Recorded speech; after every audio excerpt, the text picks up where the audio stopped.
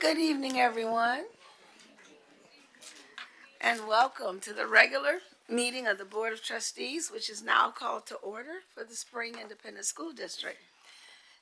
The time is, the date is February 11th, 2025, and the time is 7:05 p.m. Board of Trustees present are Trustee Hodges, Trustee Correa, Trustee McDaniel, myself, Trustee Durant, Trustee Newhouse, and Trustee Adams. I'd like to ask everyone to take a moment and turn off and silence your electronic devices. Thank you. At this time, Trustee Newhouse is going to open the meeting by reading the Spring ISD Equity Statement.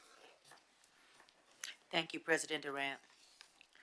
Spring Independent School District strongly believes in educational and racial equity as fundamental aspects of its core mission and purpose, embodied through any program, practice, decision, or action that affects all students, with a strategic focus on those choices and policies that most strongly impact marginalized students.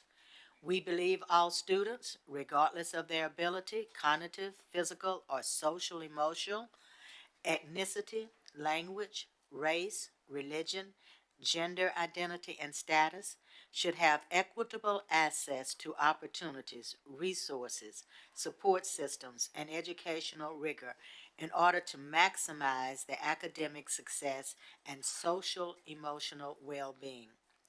We believe Spring Independent School District is valuable and possesses individual strengths and characteristics that make our district a great place to learn and grow.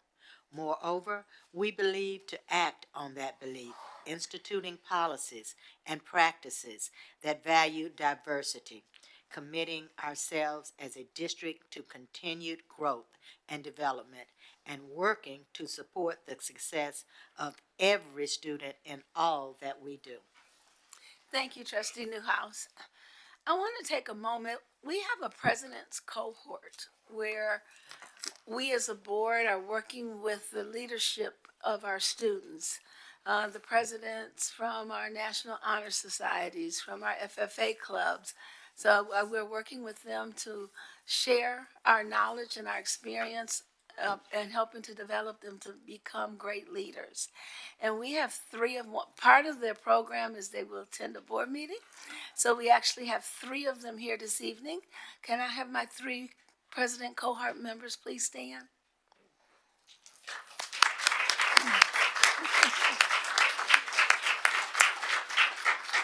I'm real excited you guys are here. You can be seated.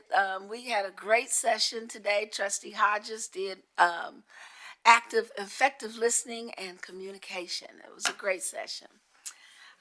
So thank you all. Tonight's presentation of colors will be done this evening by, I'm losing my mind, Trustee Adams. I've moved seats. I'm looking this way. Trustee Adams will do our presentation of colors. Thank you, Madam President. Tonight's presentation of the colors will be led by the Westfield Mustang Army JROTC. The pledges will be led by Cadet Sergeant First Class Natalia Ramirez. The color guard commander carrying the U.S. flag is Cadet Command Sergeant Major Kevin Minez.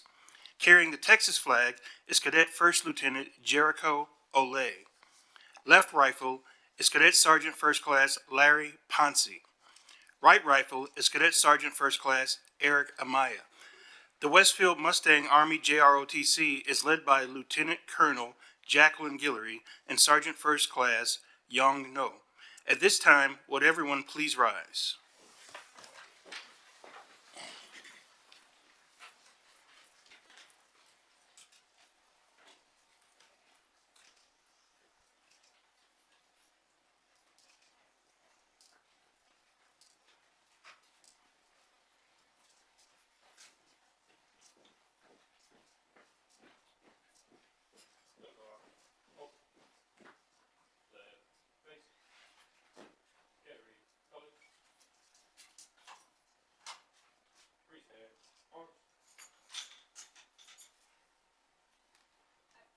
allegiance to the flag of the United States of America and to the republic for which it stands, one nation, under God, indivisible, with liberty and justice for all.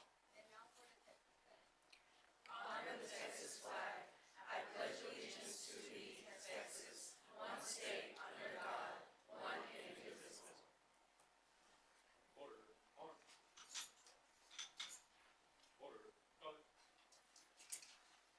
Right. Face. Forward. Mark.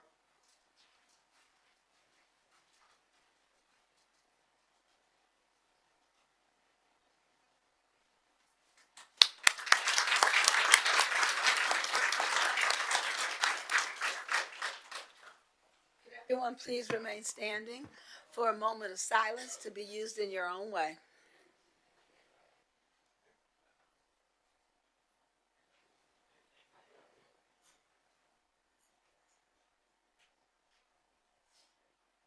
Thank you. You may be seated.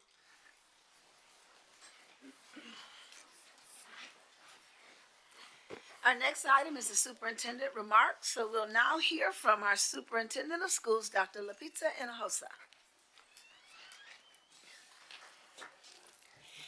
Thank you, Mr. Ant. Members of the audience, all of you all, welcome. This is exciting to see, first and foremost, all of our students up front. This is always a time for us to be able to celebrate. And so today I have a couple of slides that I wanted to share with you and just let you know what is going on in the district. Let's see, Mr. King, there we go. First and foremost, I just want to let you all know that once again, we are participating in the Honor Schools program. This is a national initiative, and it is dedicated to recognize our dedicated teachers and the incredible work that they're doing in our schools. And you heard me say this is national. So everyone that's here, we need your help. What you see here is last year we had 3 of our very own teachers that were recognized. Ms. Wethington out at Jenkins, an elementary teacher over from Springwoods Village, Ms. Davis, and over at Spring High School, CTE. And so these teachers were recognized because of your support. Students, parents, you get to go online, community members, you get to go online and tell us about all the great things that the teachers are doing. Teachers actually get to see the comments and the recognitions that you are that you share with them, that you write about them. But also, I said it's a national program, and so teachers are recognized with a monetary incentive. And you can see their checks given out last year. So I want us to once again have our teachers be recognized by the Honor Schools program, and it just takes you all going online. You can go to our website. The information is all there. There's QR codes posted everywhere. Just take a minute. Type in all the great things that you want to say, share about your teachers, so we can work together to once again have Spring ISD teachers recognized nationally. Next, you probably saw it online, and this was a milestone for us. This is Paco, one of our K-9 officers, and he just retired.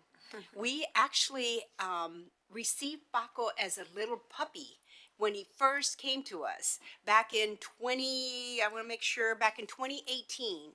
I remember welcoming him because one of our other K-9 officers were retiring. So we had the opportunity to be out at Northgate, where we had K-9 officers from around Harris County, Conroe. They all came to celebrate Paco's retirement, and there was a huge parade. It was exciting to see. And you see Officer Fuentes.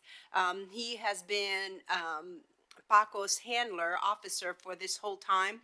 Paco will be going to a family. One of our detectives and his family is adopting Paco, so he'll have the opportunity now to rest and enjoy his retirement. But just doing a big shout out, and we are getting a new K-9 officer. We'll showcase him when he's ready to be introduced to the public. But this is just a great farewell, and you can see he had a cake, and Baca went after it right away. So it was a great time.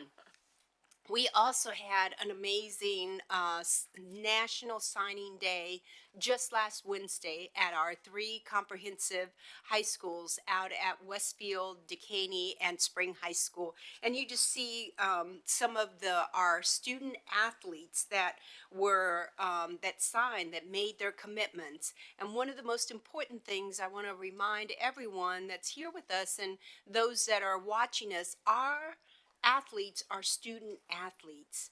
Academics always comes first. And so we had over 20 students that signed on this day. We have students going to Rice again. Some of you may remember Nehemiah. He spoke at our State of the Districts breakfast, and he's right in there at Westfield in the center, signed on to go to West Point. So we have students going to Rice, to Howard University, West Point, and the University of Southern California, among many others. So we are always proud and excited to have our athletes be recruited both academically and athletically. And so just at the end, just want to remind everyone, we have lots of great things that are happening in our district. And this week on Thursday, we are having our second Building Bridges with the Board. And this is for our community, our families, our parents, those of you that live in the community. You have the opportunity to come out on Thursday, February the 13th. It's at 6 o'clock over at our Sheila Jackson Lee Family and Community Engagement Center, which is just right on Ella across 1960. Have the time to talk with our board. We'll be talking through topics that are of interest to you, our budget, our curriculum, legislative session that's upcoming. So inviting you to come out. Our students, we have a midwinter break for our students. Our staff will still be in on duty. On Friday, it's actually a parent involvement day. So while the students are at home, we want our parents to come out and visit with our teachers. So students are out the 14th through the 17th. For our teachers, we have our learning fair upcoming on Saturday the 22nd. Our Black History program is actually also coming up in February on the 25th, and we will once again be at Decaney. We invite everyone to come out and visit us and absolutely see our amazing scholars. And just rounding that up, we have our Expo Career Connections. Invite all of our families and our students to come out, and closing out the month, which really starts a new month, but it's our Girls Empowerment Summit. And so we invite all of our female students in middle school and high school to join us out at Decaney. Saturday morning, March the 1st, we will have an opportunity to have lots of speakers and talk about career opportunities and leadership for our young ladies. So lots happening around the district. Encourage everyone, follow us on Twitter, on Facebook, on Instagram, and stay connected with us. And that concludes my announcements. Thank you. Thank you, Dr. Hinojosa, for those great updates and reminders. Mark your calendars. Next, we will now continue with our agenda for this evening. Our next item, at this time, I'd like to recognize our Director of Performing Arts and Visual Arts, Dr. Joe Clark.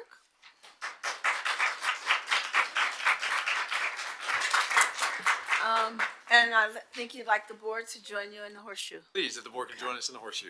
All right.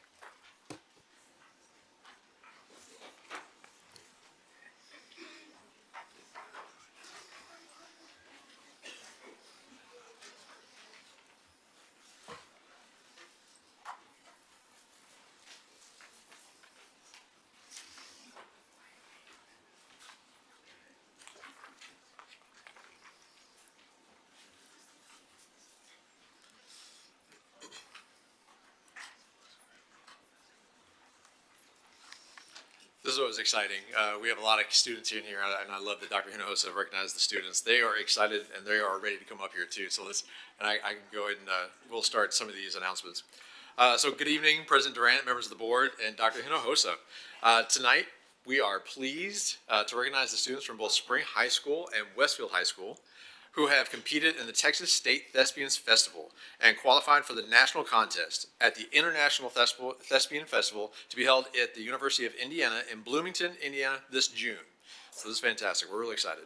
These students were rated superior in their respective events at the region and the state level and now have qualified for an opportunity to be adjudicated among more than 1,500 finalists and compete to earn top honors in the nation. So this is a nationwide event. We have the qualifiers here tonight joining us for their recognition. Students, what we're going to do is when your name is called and your teachers, please come to join us in the horseshoe. So I'm going to read. Please hold your applause for all of Spring High School. There's an army of them, and they have many, many different awards. So you're going to hear it, and you're going to recognize a lot of the faces too. So students and teachers, please join me in the horseshoe. Director Marilyn Acker and Dr. Rob Connick.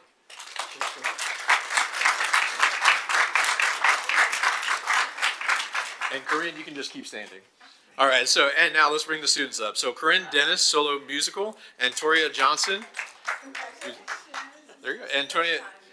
And Toria Johnson and Ariana Washington, duet acting.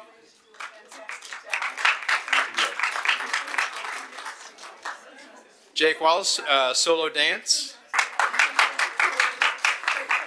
Thank you, thank you. Michaela Zapeta, solo acting. Yeah. Mia Fuente, solo musical. Abir Siddiqui, solo musical. And then Corinne Dennis again and Antoria Johnson again for duet musical. Very good. Abir again and Ariana Washington for duet musical.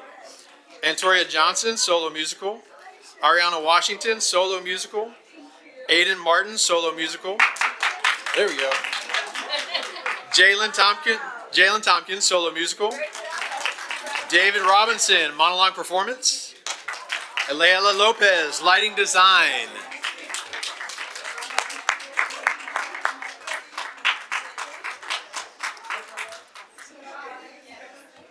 Now, I'm going to go ahead and keep talking. Please stay up here still. We're going to take a picture in a second and make some more room. Now, if you notice, a lot of the names were mentioned multiple times, so they have qualified multiple times for. It's very good. I know. Some of them have to get out and go back again.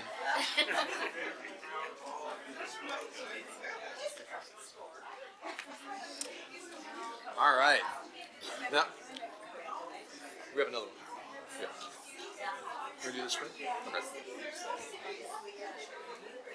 It's always a great opportunity when we as the board have an opportunity to congratulate our students and their success. Our PDA program continues to have a top-notch program and continues to bring first-class winners to be recognized. And so great work as always. Thank you, students. We are so very proud of you. I bet you didn't know you were coming to a photo shoot because we're going to take a picture, right? Yes, absolutely. Would you like to take a picture with Spring and then bring Westfield, because Westfield's up here too? It's up to you.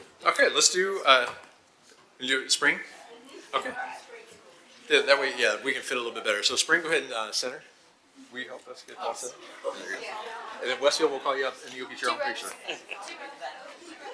There you go. Spring. Okay, thank you.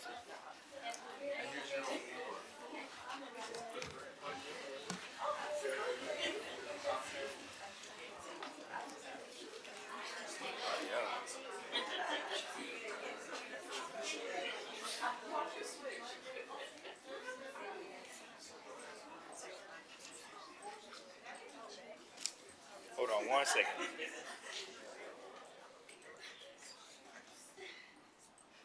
All right, everybody, look at me. Make sure your eyes open. 1, 2, 3. Wait a second. We'll take one more. 1, 2, 3. All righty. Okay, parents, parents, stand up and you can come up and snap your nose. Parents, please come up and snap a photo.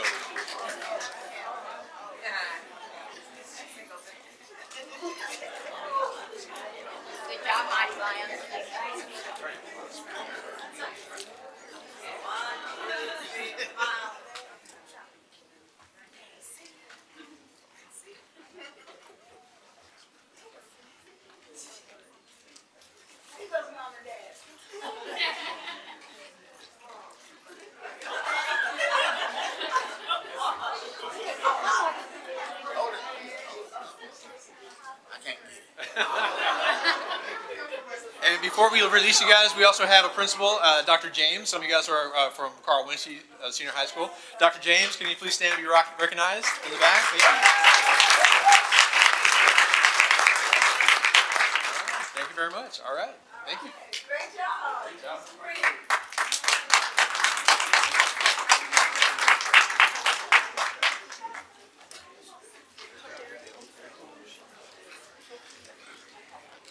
All right, and stay still because we got more action to come up. All right, so now we're going to talk about Westfield, but before we bring up the Westfield students, I would like to say we'd like to acknowledge that the Westfield students received superior ratings from all three judges in the preliminary and final rounds at state, and were selected to perform in the state festival closing ceremonies in front of an audience of more than 8,000 thespians. So this is a special award.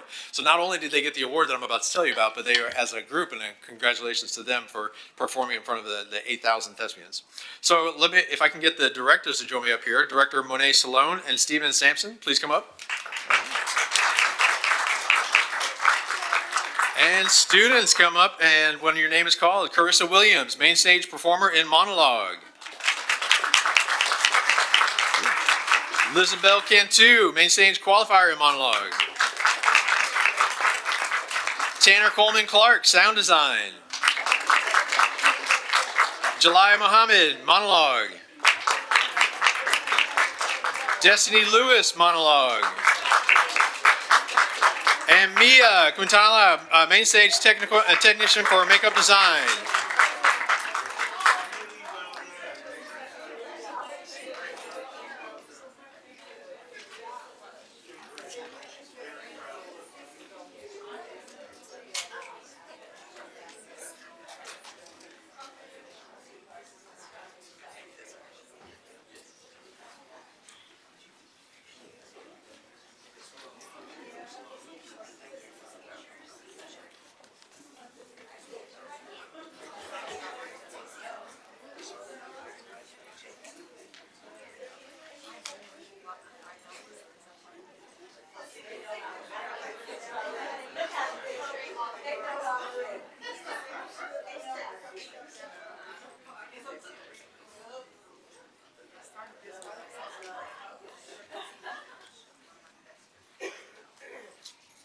All right, everybody. 1, 2, 3. Wait 1 second. One more. 1, 2, 3. All right.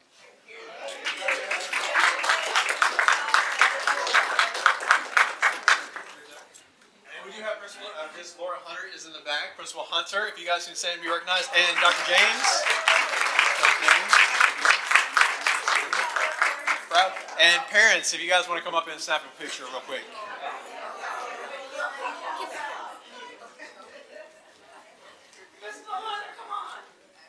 Miss Hunter, Miss James, Dr. James. Hold on, let's get the principal in here.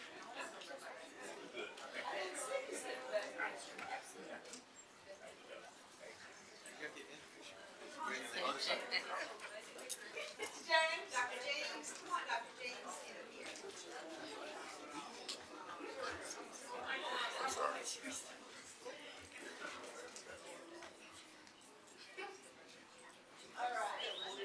Good job.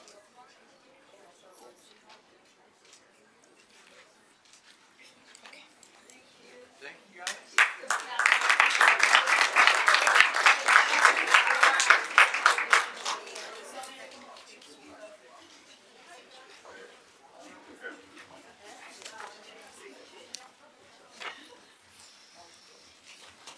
All right, you going to keep on?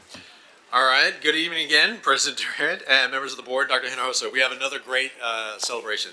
So we are here again tonight to celebrate our Spring ISD Visual Art Program that was named District of Distinction by the Texas Arts Education Association for the 6th consecutive year.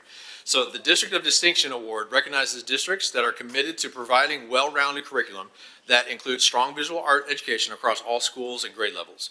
Participating districts submit documentation showing their performance across various aspects of the program's extremely rigorous 14-point rubric during the previous school year. So out of all the 1,200 districts eligible for the 2024 award, only 68 met this requirement and for this past year and earning the district an A rating for visual art education. So this is a huge accomplishment. After being named one of the award's inaugural recipients in 2019, so we won this the very first award that was available, and continuing to win each and every year, Spring ISD is now one of only 16 districts in the state of Texas that has achieved the District of Distinction every single year that it has been possible since the award's inception. This places Spring ISD in the top 1.3% for visual art education across the state of Texas. Very good. Now, as you know, this wasn't on us, this is our teachers. And so we do have teachers here tonight that we really want to celebrate. We invited the visual art teacher leader team tonight to attend the meeting tonight. We're thrilled to have some of them here with us tonight. If the teachers in the audience can join us right now, visual art, please give them a big round of applause. They're going to come and introduce themselves. So as they make their way up to the horseshoe, collectively, our group of 54 art teachers teach over 21,000 students in Spring ISD. So they have worked tirelessly to ensure that the students receive the best, well-rounded education possible, reinforcing the skills needed to be responsible for students and good global citizens. Being an artist takes dedication, perseverance, and this award is a testament to all of their hard work. Please help me thank all the teacher leaders and for the district distinction of being the top 1.3% in the state of Texas. Congratulations.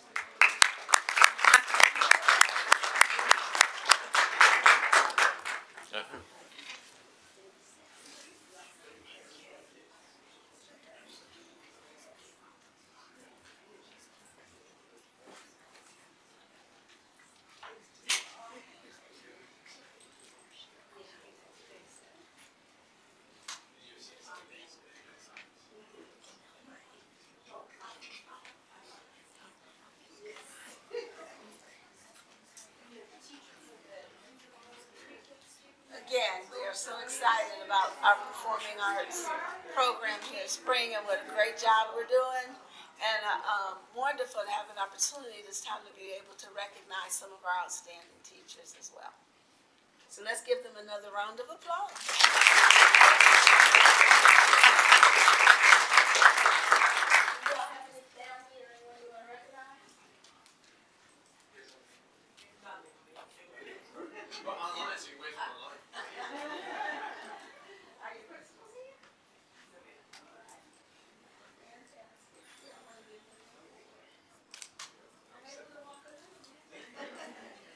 All righty.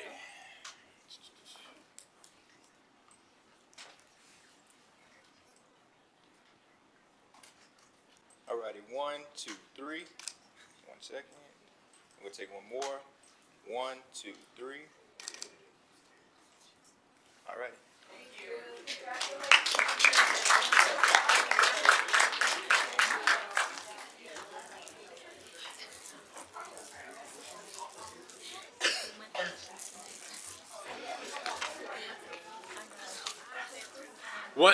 And lastly, one comment. This is slightly embarrassing, but the last one we were going to have was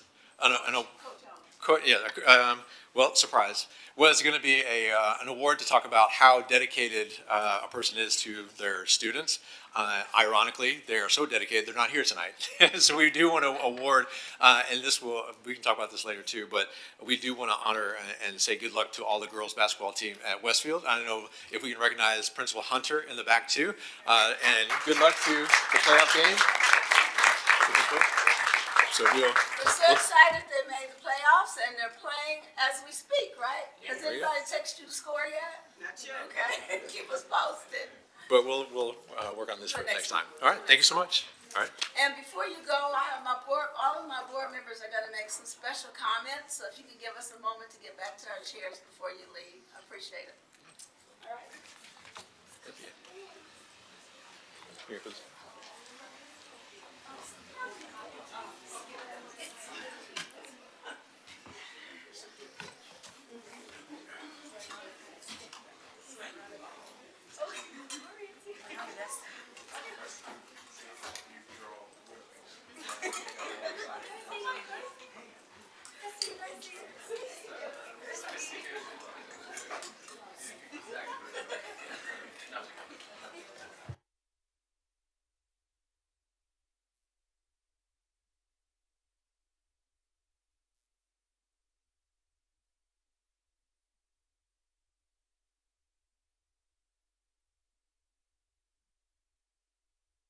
colleagues would like to share some comments with you all, and so I'm going to go ahead and start that in with Trustee Adams.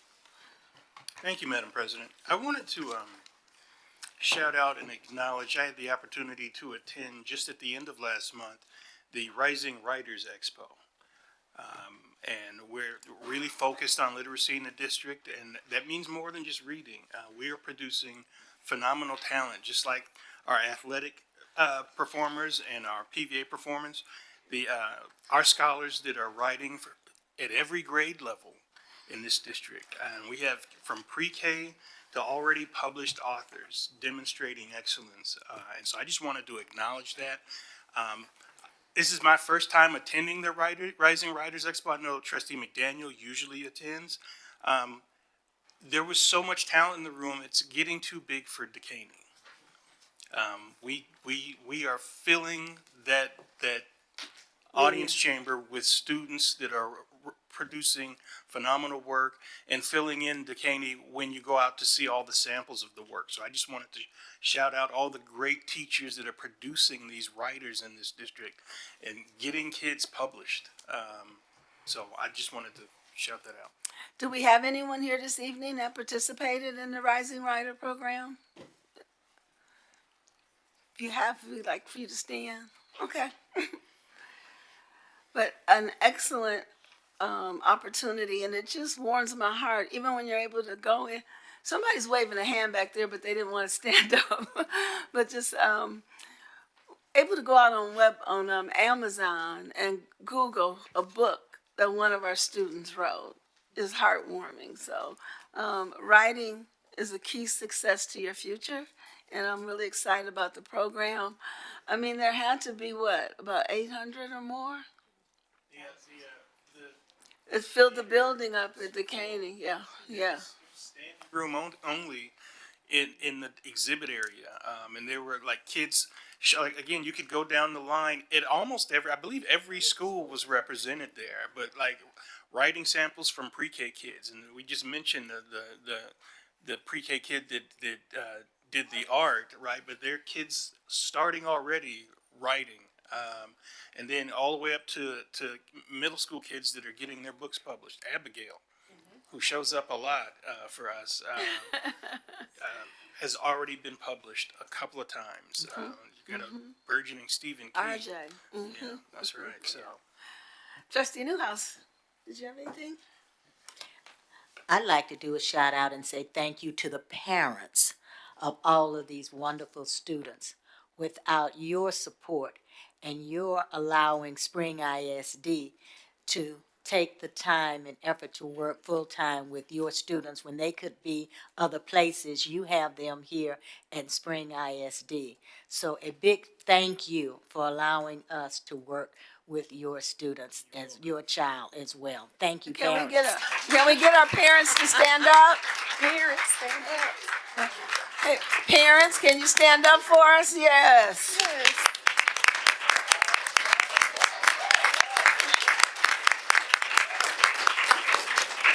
You know how they say it takes a village, and it does. We can't do it without you. You complete that village for your student success. All right. Trustee McDaniel. Yes, I wanted to take a moment to recognize Marshall Elementary did their grand opening of their Black History Month, their Black History Museum that recognizes Black History Month on Monday. And it was a wonderful turnout. And just want to invite folks to go out. It'll be there all month. The students take time to create poetry. They create their own artifacts. They make little exhibits. And they really put their own creative spin on whatever it is that whoever the historical figure or current, Black history is happening every single day. And so they have from the arts to inventors to people in technology. And so I'll be there next week for mentoring, so I'll be able to check it out. But it did open up on Monday, so I just wanted to recognize them. Miss Hargis Green, the librarian, puts a lot of work into that exhibit, so wanted to shout them out. Trustee Correa.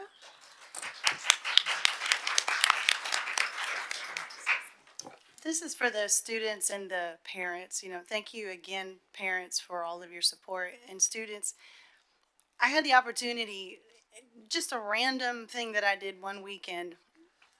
I went to go find an old article from some things that I had participated in high school. And it just kind of took me down this long rabbit hole of things that I totally forgot.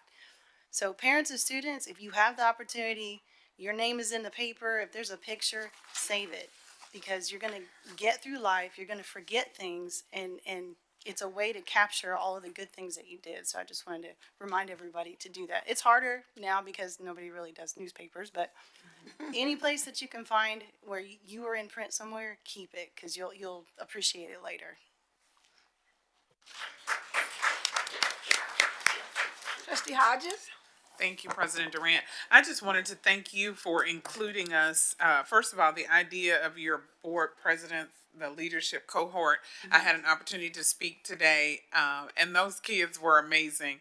I haven't had the opportunity to speak in that type of arena in quite some time. I'm usually just talking to folks trying to get their money for work.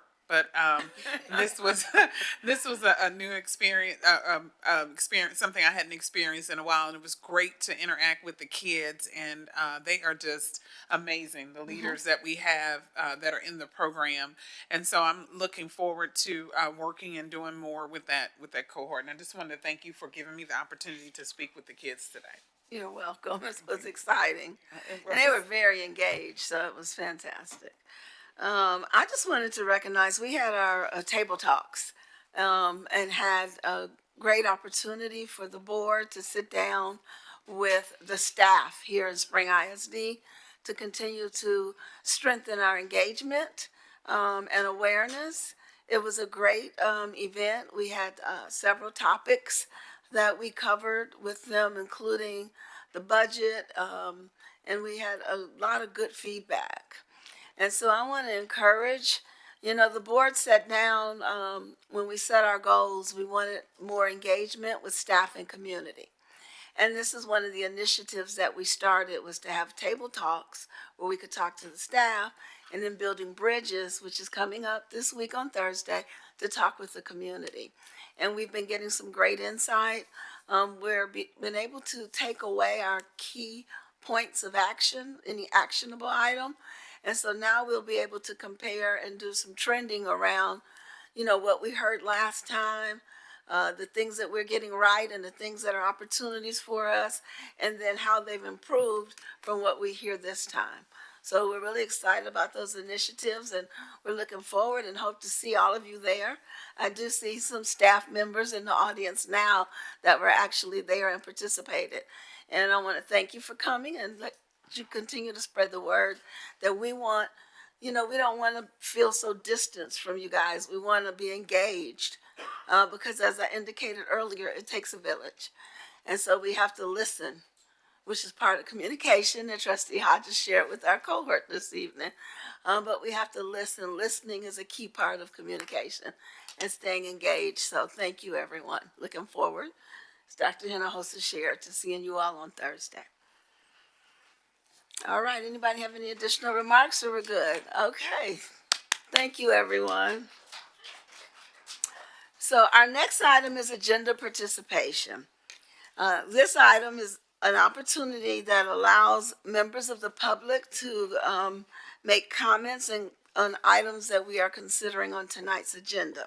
So I'm going to ask Ms. Kinnemer, if we have anyone signed up for agenda participation. We do not have anyone signed up for agenda participation tonight. Okay. So our next item is public participation, and this portion of the meeting allows registered speakers to speak on public issues and public participation. So Ms. Kinnemer, is there anyone signed up for public participation? Yes, ma'am. We have 3 individuals tonight signed up for public participation. Miss Kennedy, Miss Rosette, and Mr. Chabinsky.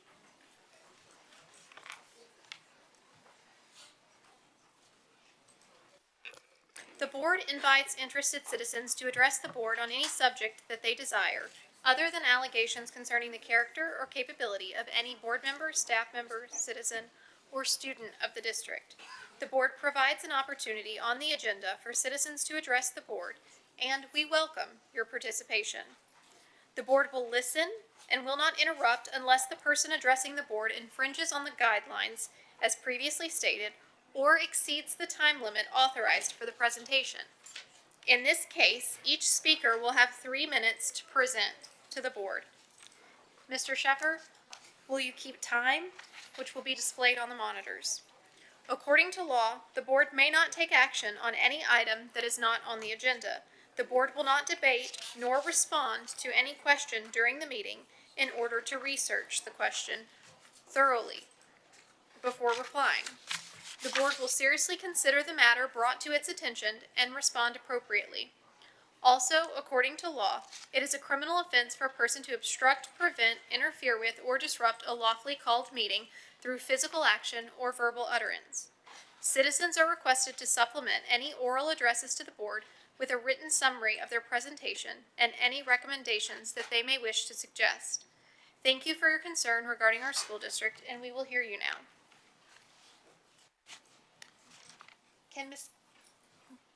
Will Miss Kennedy please step forward?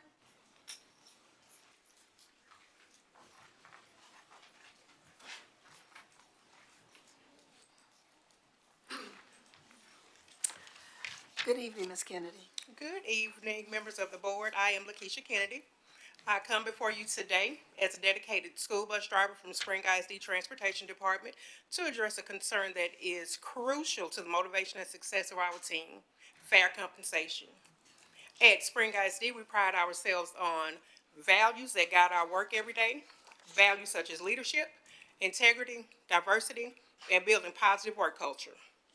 These principles are meant to shape how we interact with each other and how we serve our students. However, for those of us in the transportation department, it has become increasingly difficult to embody these values. We face challenges such as stagnant pay, growing workloads, and insufficient support. Over the past few years, we've seen the cost of living rise significantly. Gas, groceries, utilities, and even our benefit premiums have increased. At the same time, our workload and stress levels have also risen. Yet we're expected to maintain the same level of service with the same pay we've received for the last 3 years. When we inquire about pay raises, we are reminded that the district is the district is facing a deficit, and that an increase is not within the budget. But the question we all have is why. We have watched new buses, vehicles roll in, and equipment has been purchased, and funds have been allocated for building renovations and other projects. Yet, there has been no similar investment in the dedicated employees who are responsible for transporting students safely to and from school, extracurricular activities, and after-school programs. A pay raise would not only show that our work is valued, but would also serve as a strong motivator aligned with Spring ISD's core values to boost productivity and improve employee retention. Many of us are being overworked while others do less. The imbalance breeds frustration and burnout. As a district that values diversity and strives to create a positive work culture, we must ensure that all employees are treated fairly and given the support they need to succeed.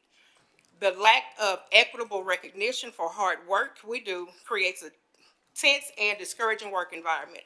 Additionally, we face restrictions on taking our earned time off. Despite having local and state days that roll over from year to year, we are penalized from taking them, further adding to the stress and making us feel undervalued. It is disheartening when we raise concerns and feel that our voices are not being heard.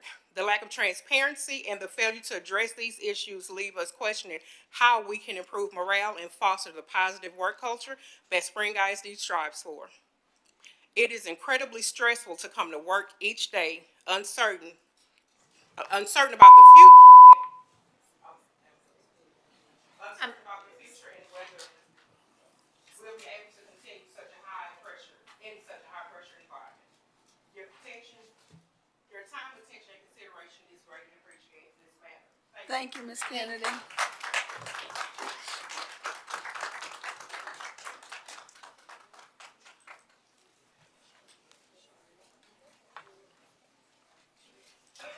Miss Rosette, will you please step forward?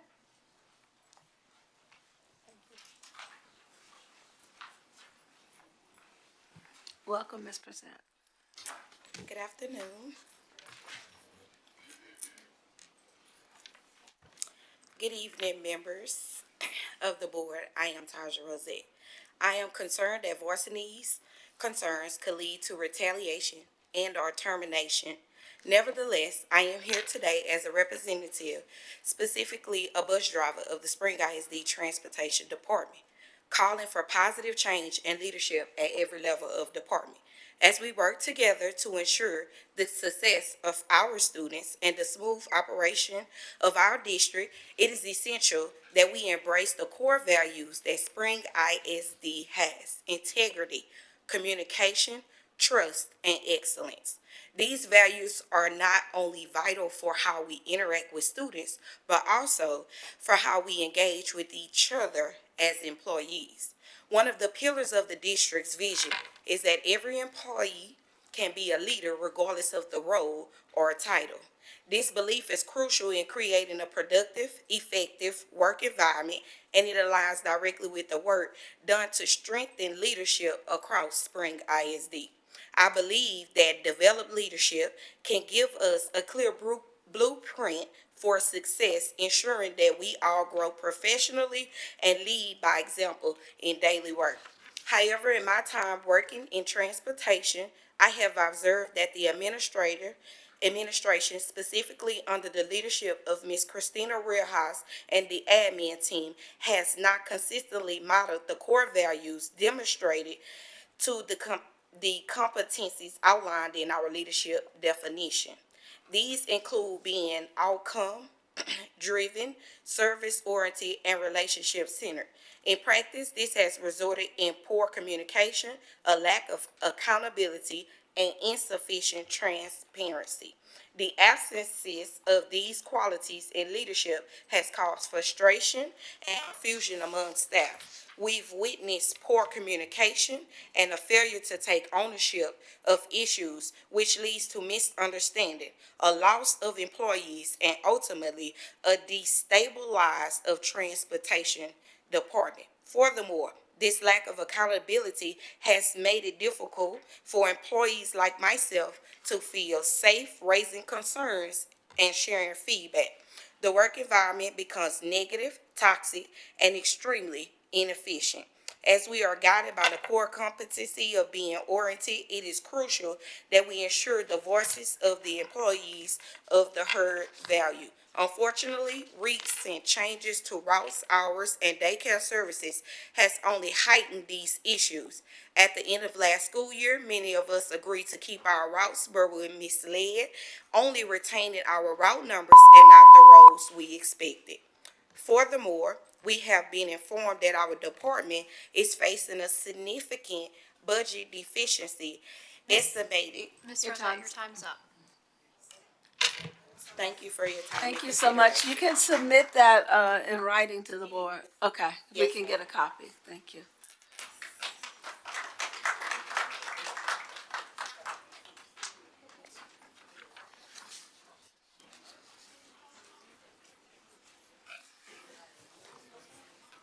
Mr. Chavinsky? Yeah, come on.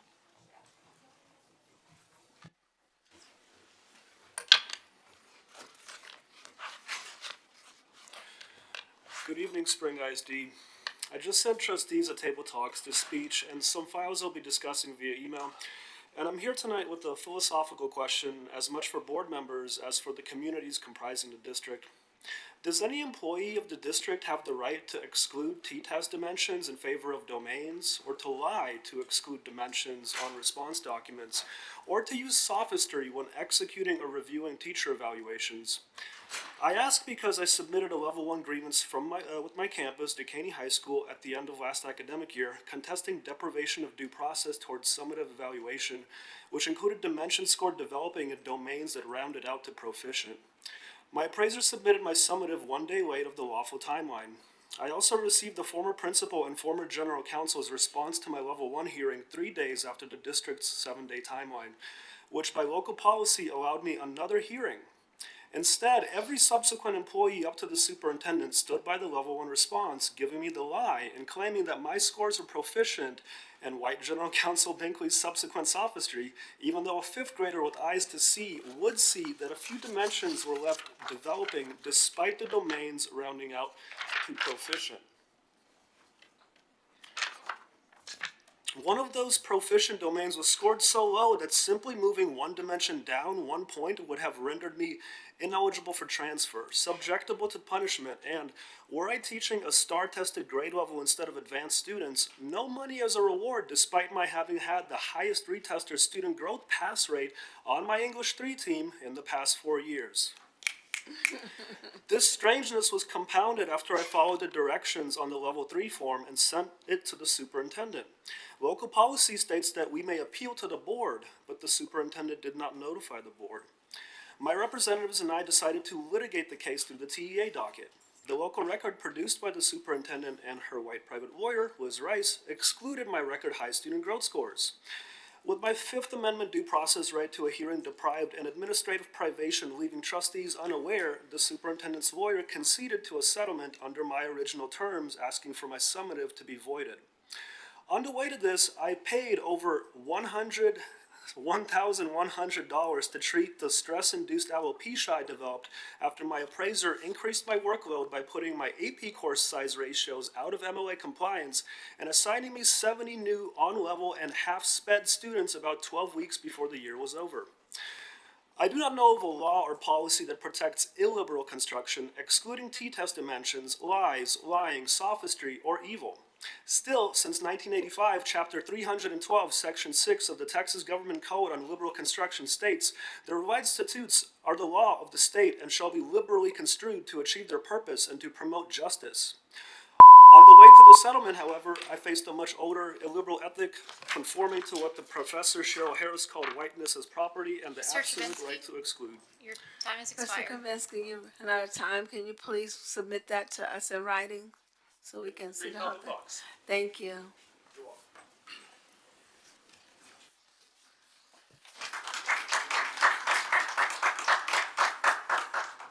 I want to thank everyone that participated in public participation. We're not allowed to respond to anything that wasn't posted 72 hours in advance, but I'm sure that the administration has captured notes and we will follow up with you. Our next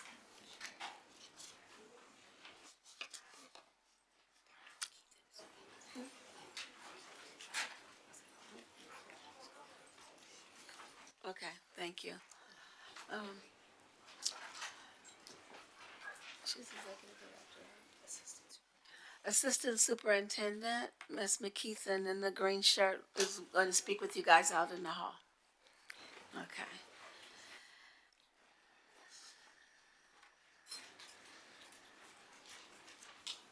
Our next item is a public hearing on the annual report of the district's educational performance and Texas Academic Report, better known as TAPER. At this time, I'd like to recognize our Chief of Academics of Schools and Leadership, Dr. Craig Clare. Thank you so much, President Durant, esteemed members of the board and superintendent. Last week, we heard a presentation from our executive director, Mr. Kessa Taylor, going over the TAPER report and going over various data points with the board. As required by the state of Texas, we are to hold a public hearing before the board to approve the TAPER, and before that then becomes part of posting that on our public site. So at that time, President Durant, it's back to you. Thank you, Dr. Cuellar. So Ms. Kinnemer, do you have anyone registered to speak to the agenda under the public hearing? No, ma'am, we do not. All right, so thank you all for that. As there are no identified speakers, we will continue with tonight's agenda. Our next item is a public hearing on the 2024-2025 Targeted Improvement Plan. At this time, I'd like to again recognize our Chief of Academics and School Leadership, Dr. Craig Clare. Thank you, President Durant. Last week we heard from our executive director, Ms. Bell, on our targeted improvement plans as required by the state of Texas. And also, as required by the state of Texas, Texas Education Code, we are to hold a public hearing for that required item. So with that being said, President Durant. Thank you. I'll ask Ms. Kennemore, do we have anyone registered to speak in the agenda for this public hearing? We do not. We do not. All right. As we have no speakers signed up for the public hearing this evening for our TIP program, we will go ahead and continue with tonight's agenda. I will now, the TIP requires a vote.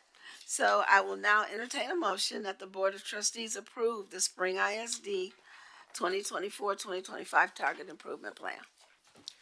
President Durant, I move that the Board of Trustees approve the Spring Independent School District's 2024-2025 Targeted Improvement Plans as presented by the administration.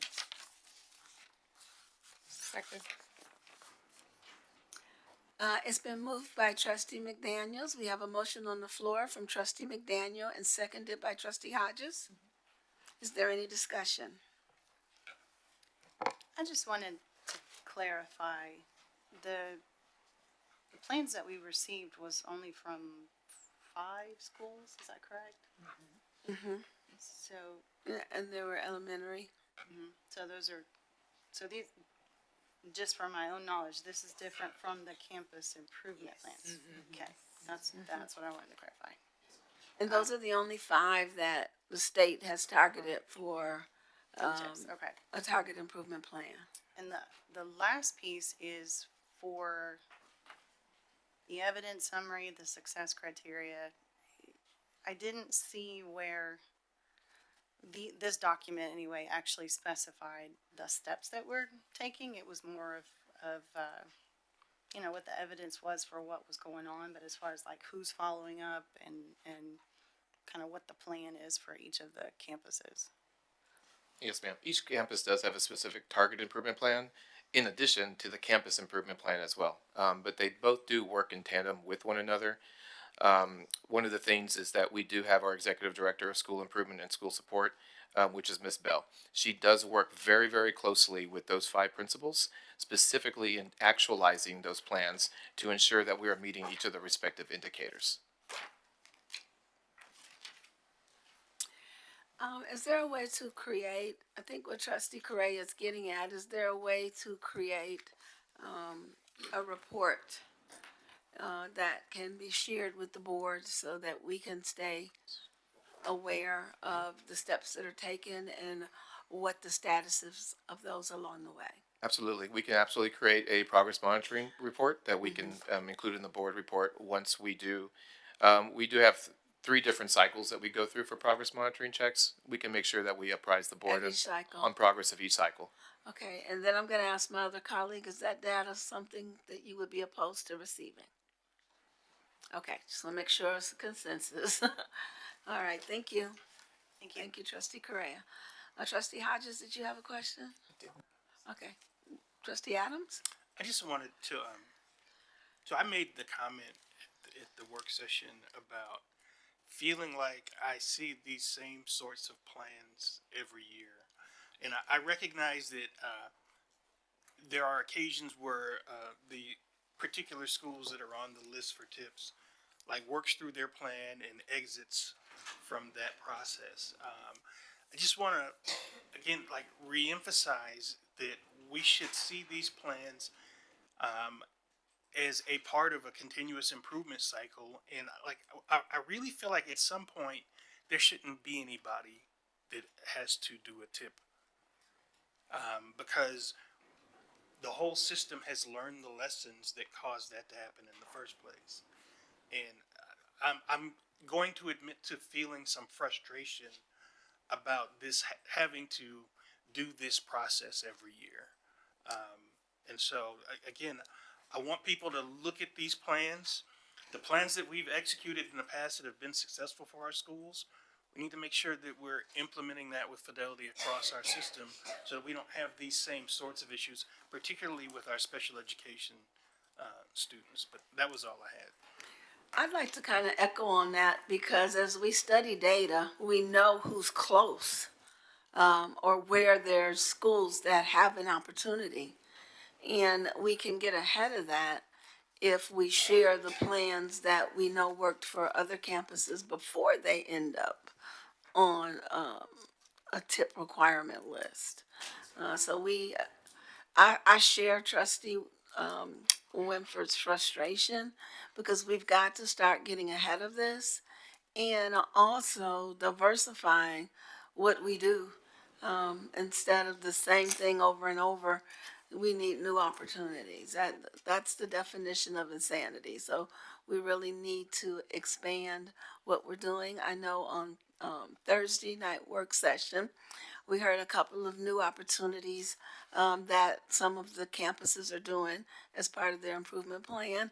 But I want to encourage us to continue to do that and share those opportunities with their other campuses that are at a place where they could use some additional support. I completely agree, President Durant and Trustee Adams. I'm highly encouraged as well with these 5 specific schools that we are going to see the targeted improvement that we expect by end of close of year. Already the data for these campuses is already trending upwards. We did hear from Ms. Shack, which was our principal at Clark, at the time when they became part of the comprehensive of school improvement, the CSI schools, they were an F campus. And we know now they are, well, hypothetically, they would be classified as a C, and they are trending upwards to be a B. And that's one of those examples, Mr. Adams, to your point, is we want to be able to see those type of trends, and we want to replicate some of those specific practices and make sure that none of our schools in the future will be in the bottom 5%. Thank you. Yes, ma'am. Any other discussion? Yeah, I just wanted to add, as part of the work, the teacher focus groups, there were some questions and comments in there that were kind of concerning, and so I want to make sure that we're addressing all of those issues and confusion and, you know, all the topics that came up, so. As soon as we get the notes, we'll definitely, the team will get together, review the notes, and we'll start working on it. Okay.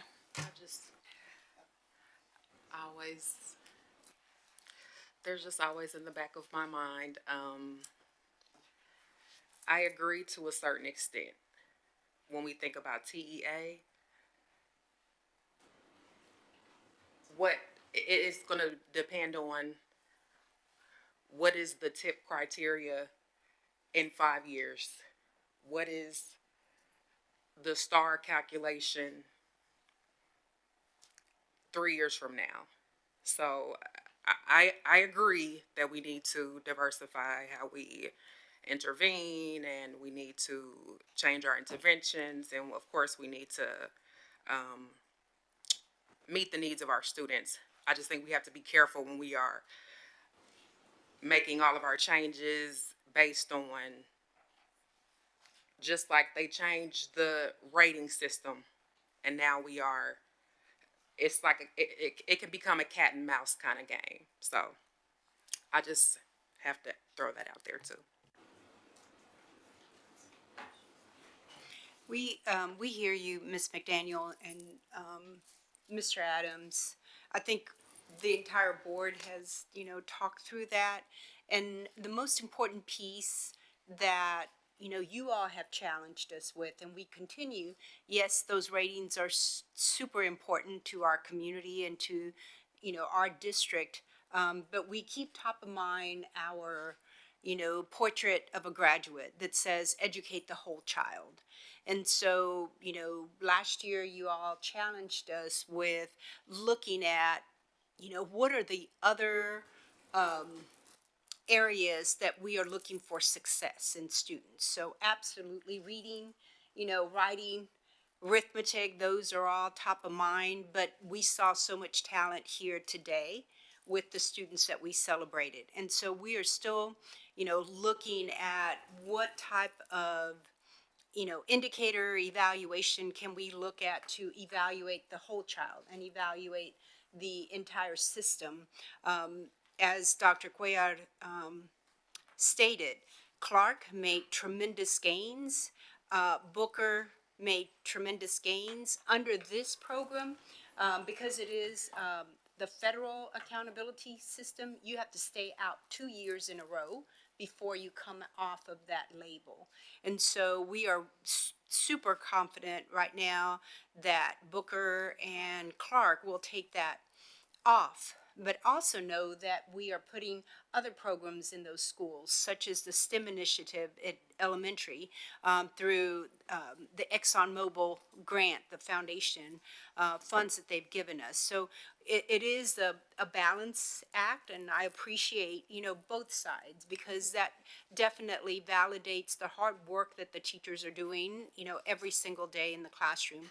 And I understand there's probably questions that teachers have in their mind, so I know the board listened intently at the table talk. So as soon as we get those items, we want to be able to respond and balance it out, because we know right now it's that testing season and students are stressed and teachers are stressed. But at the end of the day, we want to make sure that all students are successful, and they all have different gifts and talents, and it's how we draw those out of the students to ensure their success. So definitely hear the board. We'll continue to monitor. The great thing on our targeted improvement plan and campus improvement plans, we do have them on an online system, and they have to check in quarterly, so we can definitely produce those reports for you all. And I just want to clarify, the teacher focus group, it was the comments in the diagnostic summary of the targeted schools, not the table talks or the building bridges. Oh, the when they had their community meetings and everything. Yes, they had feedback sessions from the staff, feedback sessions from the parents. And yes, there were lots of questions, and all those questions were answered as they created their targeted improvement plans. Yes, you're right, because that's one of the biggest pieces when we are trying to identify what is the root cause, what does this mean? And so some of them were in person. I thought we saw some pictures of those, and then some of them were online. So there's a lot of clarifying that has to go through that process to be able to create their targeted improvement plans.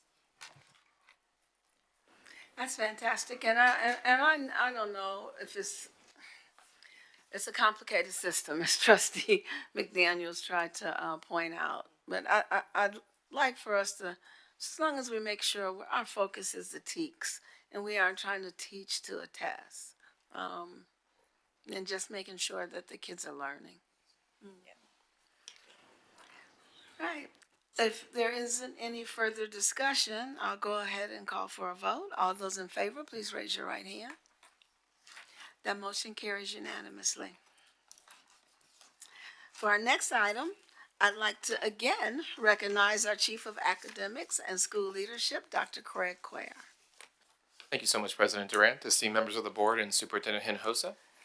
As the presentation comes on board, we're really excited to have a dialogue and a presentation with the board on our instructional materials and curriculum adoption process.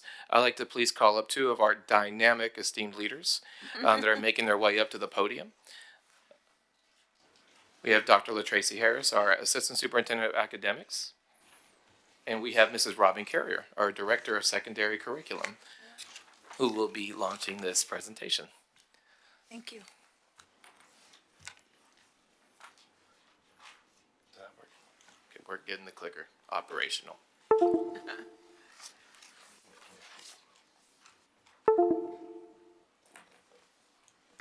Here we go. Okay, now we're good. Okay. Board, as we know that all of our work in Spring ISD is rooted through our vision and our mission, ensuring that all of our students are thriving in a positive learning environment and that we are creating lifelong learners, critical thinkers, and ensuring that each one of our students are ready to compete and lead in today's global society.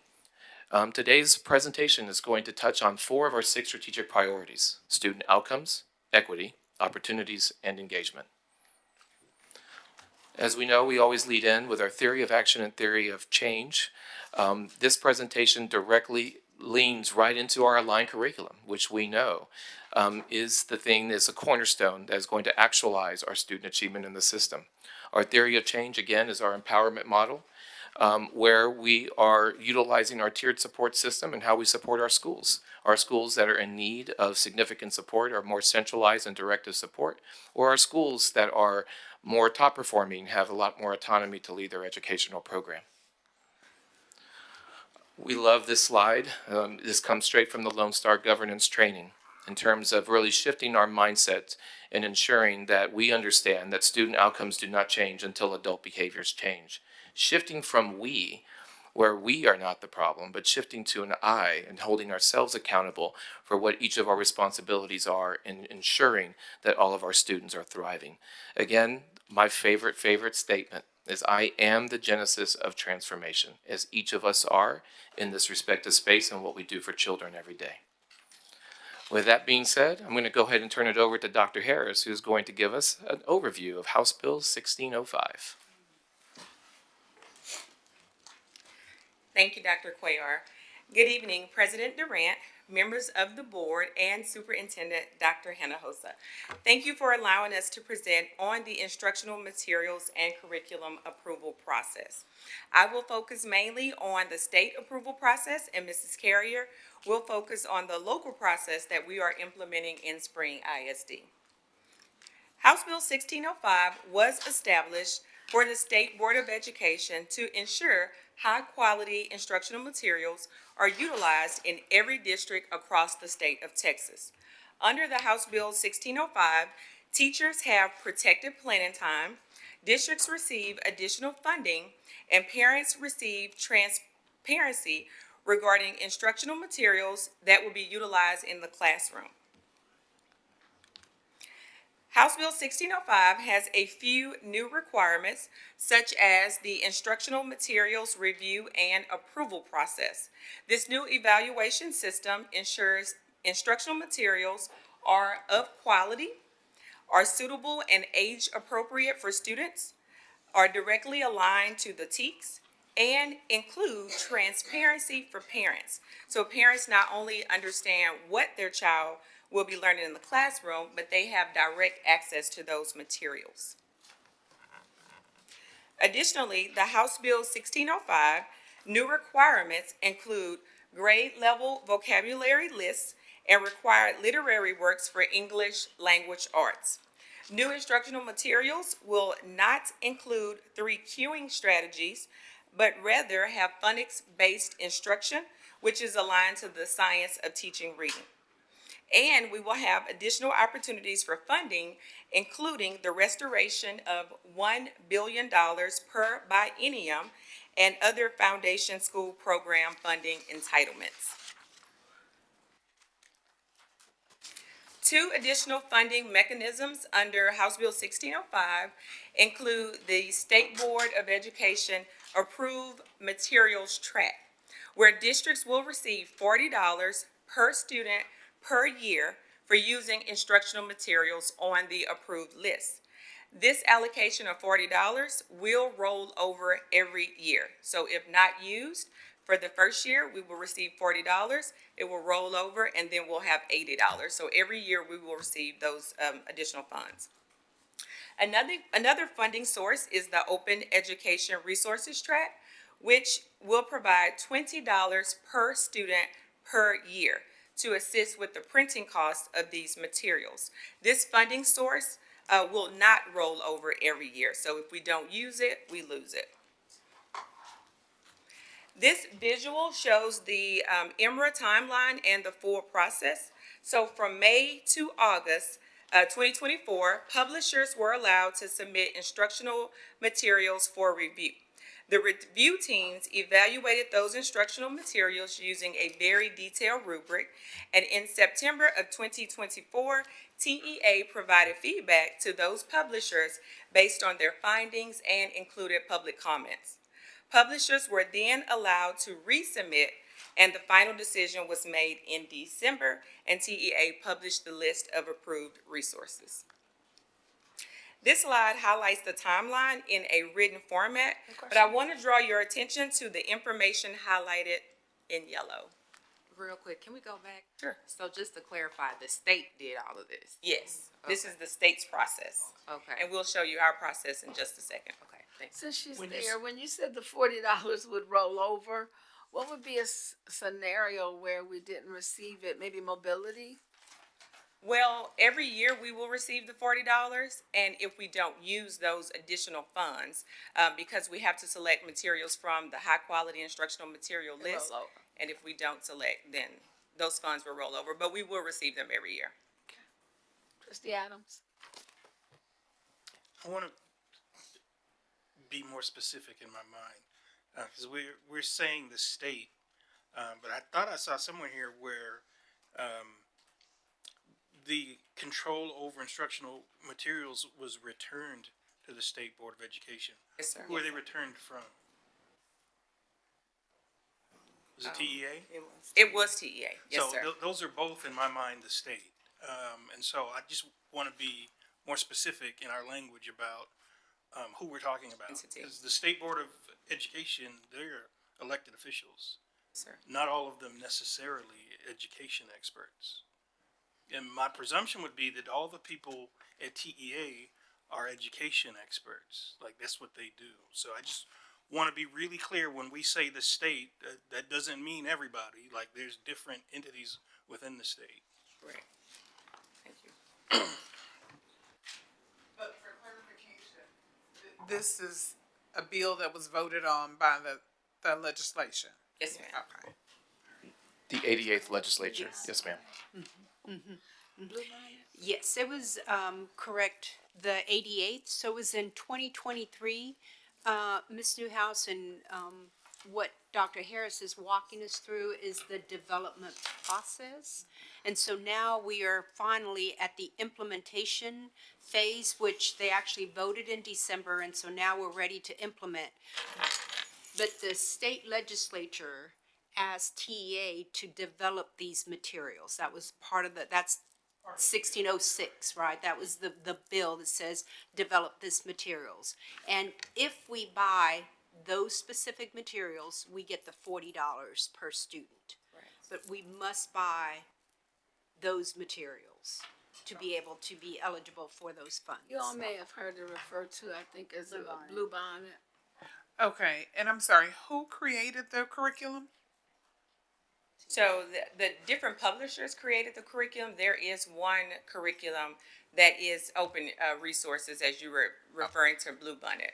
But the publishers actually created the curriculum, and then they submitted the curriculum to TEA to be reviewed.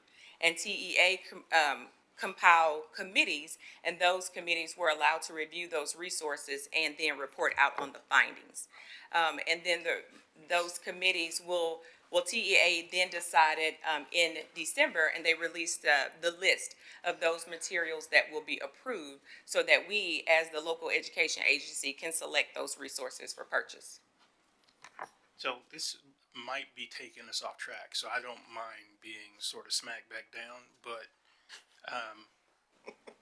as long as I've been in education, it's been like pretty well established that publishers are somewhat beholden to Texas in terms of what ends up in curriculum, right? So as Texas goes, so goes sort of the country. And so we have seen things recently, like removing Cesar Chavez from social studies materials, right? That is being driven by political pressure in Texas specifically. And so I wanted to say that on record, and I'll be the bad guy here. I will be looking at what is offered in terms of curriculum options very closely. Which actually connects to our local process, because we have pulled together Let me let you- committees to review those resources. So I'm glad you said that, because we also are looking very closely at our resources. And so I will point We out want to this. let you finish your presentation. No, you're fine, you're fine. I will point out this one date, which is March 2025, since we are 1 month away. TEA will finalize the contracts for purchase. And so we want to make sure that if we bring to, the recommendations to the board. And if we are going to purchase materials, that we do it in a timely manner so that we will be able to have those materials in the district and to prepare for the rollout, for summer planning and training, and be able to train everyone so that we'll have a very strong start. So with that, I'm going to turn it over to Mrs. Carrier, who will take us through the local process. So our local curriculum review process enables us as a district to work closely with our instructional materials department to ensure that the resources we review aligns to the district's vision, mission, and strategic priorities. This collaboration ensures we select materials that best support the needs of our Spring ISD students and teachers. As Dr. Harris mentioned, we took an aggressive approach to ensure we meet our deadline by utilizing a backwards planning strategy. This approach allows us to involve our stakeholders in the process while providing a clear, streamlined view of the committee's responsibilities. As you can see, from February 10th through the 21st, which is this week, starting, we are actively meeting with stakeholders to review and evaluate curricular resources. These were resources that scored very high on the EMRA process. Board, we have heard your feedback, and we are committed to ensuring that our community's voice is essential to this process. With transparency as our guiding principle, we have engaged parents, students, and our campus communities. To build on these efforts, we are developing an instructional resource approval toolkit to establish the consistent process aligned with local and state requirements. Again, Board, we thank you and welcome your questions. Trustee Hodges?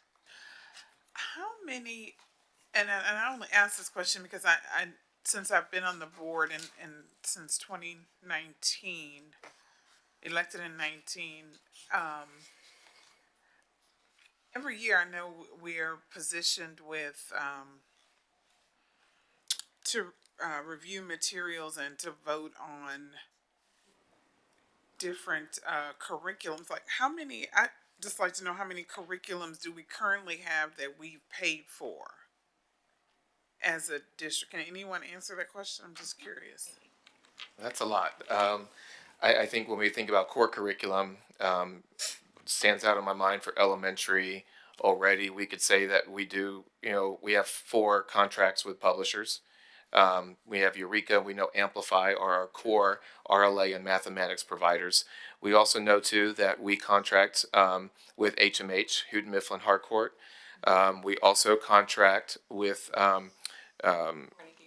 Carnegie Learning, that's right, thank you, for our middle school mathematics, as well as our high school mathematics. We also contract with McGraw-Hill, that's right, McGraw-Hill and Savas. But McGraw-Hill and HMH are our core publishers that we do engage with, in addition to Eureka, Carnegie, and Amplify. But what I can do, Board, is that we do have a comprehensive, exhaustive list of all of our resources, both our comprehensive core curriculum as well as supplemental. I have no problem in sharing that with the board in a board report. I would appreciate if you can share that list with the board, and without any objections from my colleagues, I think it's a great agenda item for March as we prepare for the budget. I'd like to run them all through the ROI tool that Ann Westbrooks is currently using, so that we can see if we're getting a return on investment and what that is. And Any so- objections to that for our March Finance Committee of the Whole? Okay, so we would appreciate that. Trustee Hodges? I had 2 parts. I'm sorry. No, you're fine. So for clarification, I did little tick marks. So you've listed, just running off the top of your head, maybe 10 curriculums. And so just bear with me. When we invest in these curriculums, and so we enter into an agreement and we're presented with that as a board, if it's more over 50,000, which in most cases they are. So if we, after this process is done and we decide, okay, we're going to try these curriculums, then what happens to the existing curriculums that we've already paid for? How does that work? That's a very good question. Typically, we're not going to transition until we're on the latter end of the contract. And so currently, right now, we are we are observing two core curriculums. We're observing mathematics K-5.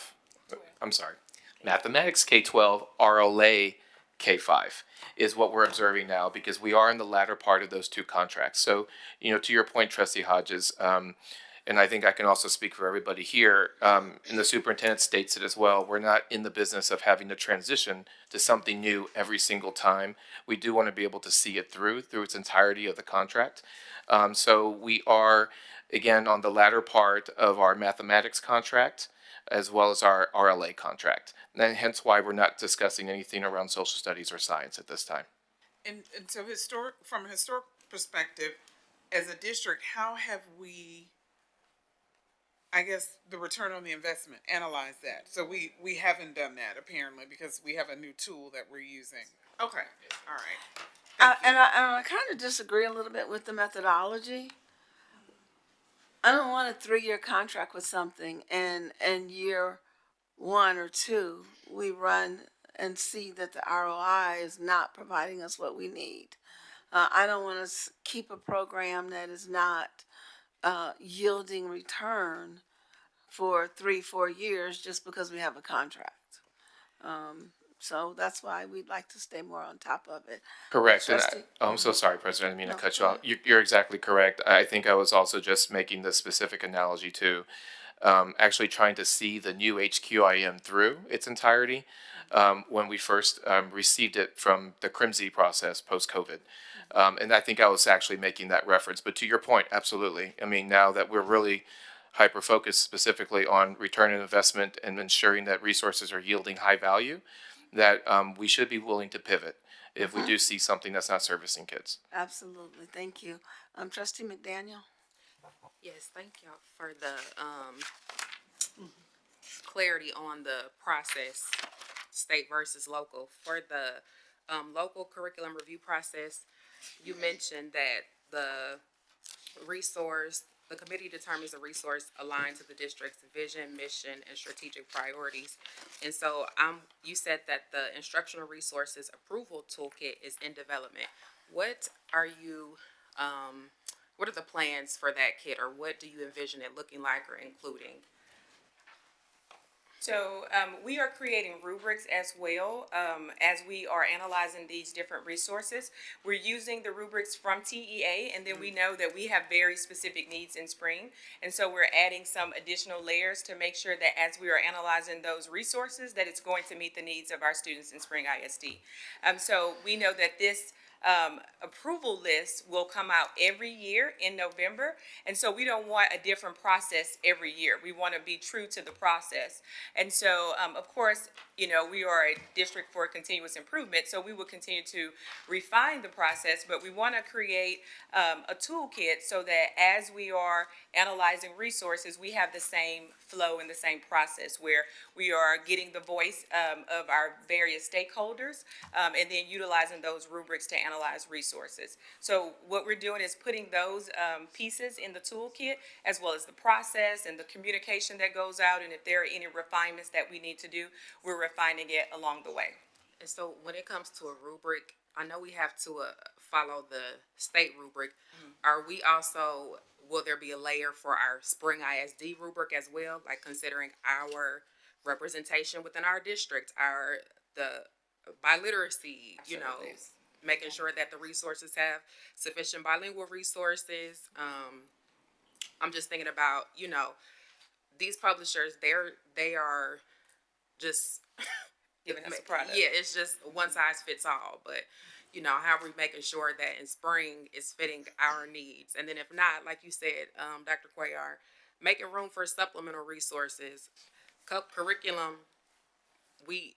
If the packaging doesn't fit, it's okay that we have a Spring ISD curriculum that supplements that too. So I'm just what I'm getting at is making sure that we are creating a process to where maybe McGraw here or whoever else is out there does not have what we need, and we need to create what we need for our kids.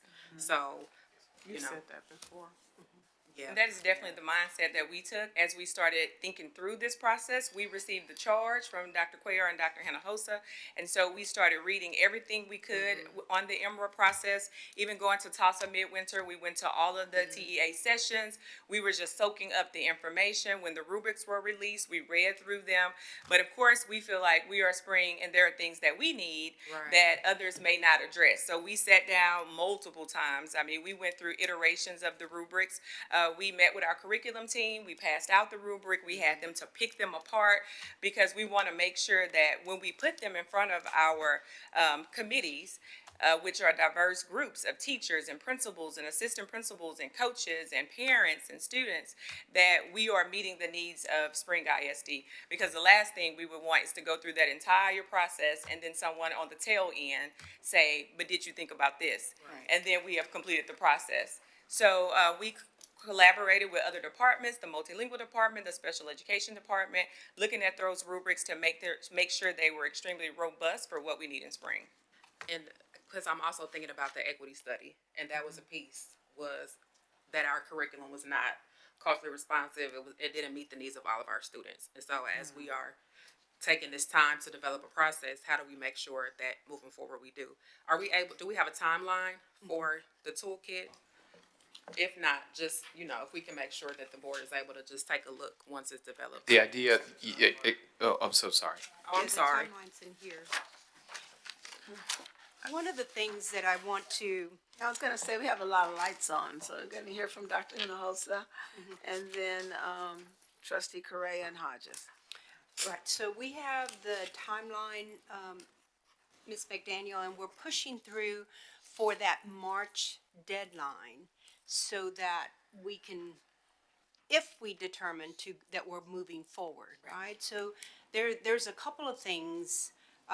When Ms. Hodges was asking how many curriculums we have, and it is the board, in any of our core instructional materials, whether it's reading, math, science, social studies, art, PE, any textbook, any material that we bring in, the board approves.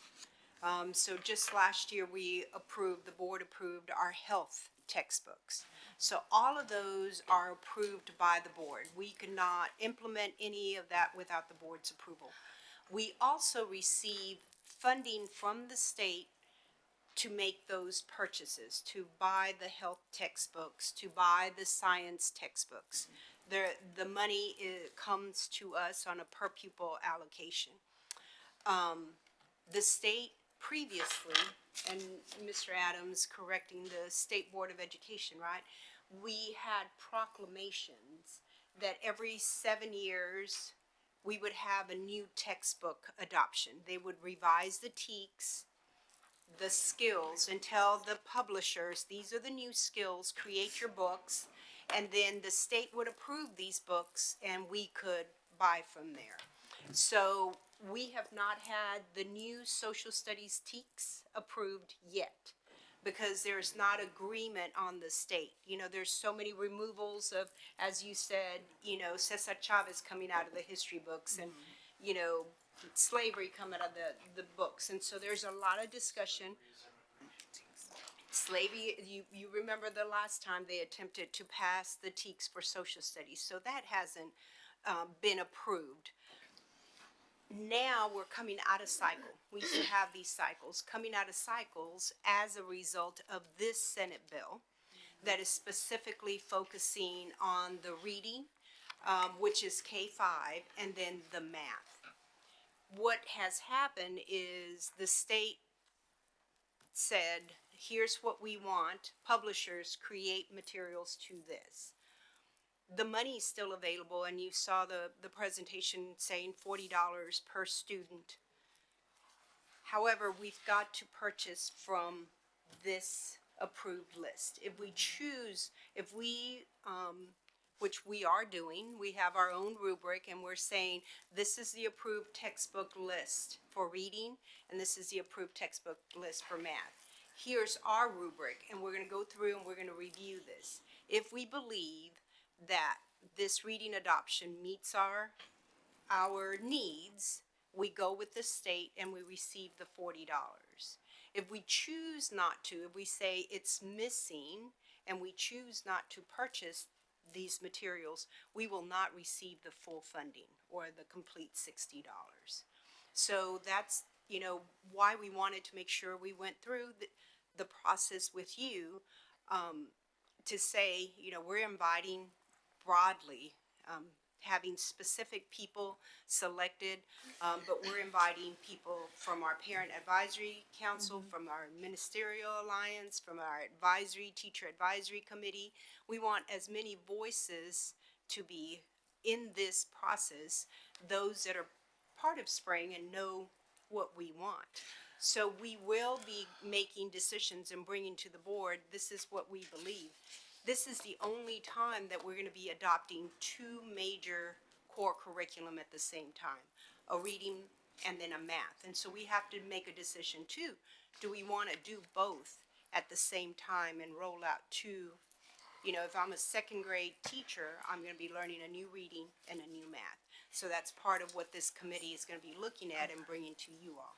And so, Dr. Hinojosa, with that being said, I want us, and I'm just putting it as simply as I can, I want us to maybe think outside the box when we're formulating or pulling the task force together.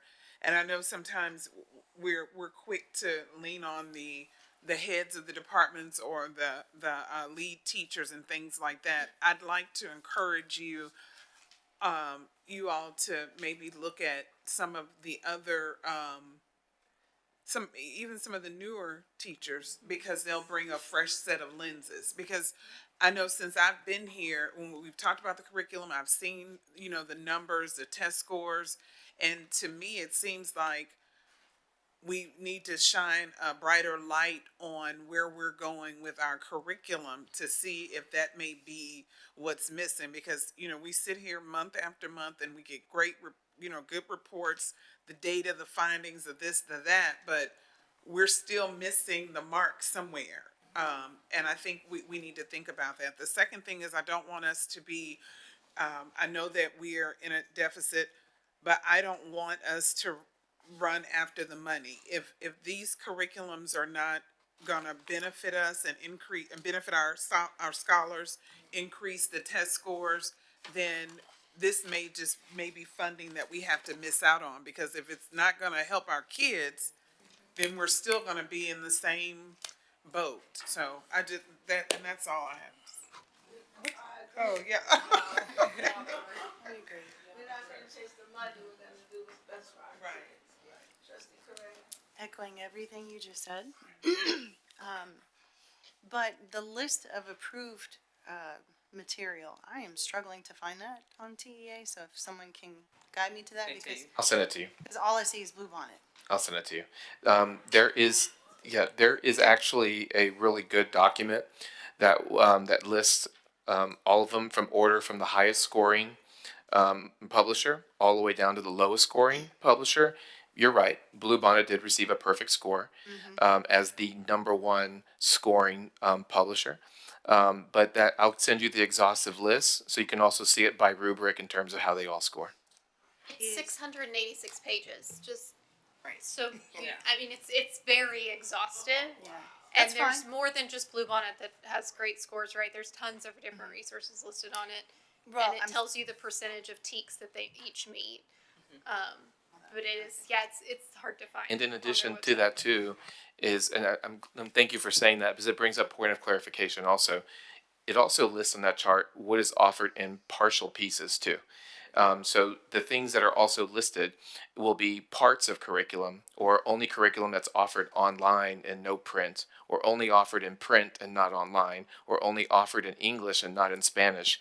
And so we do want to clarify that the providers that we are bringing to have the committee really look through are full curriculums also offered in Spanish and English, also that are online and print.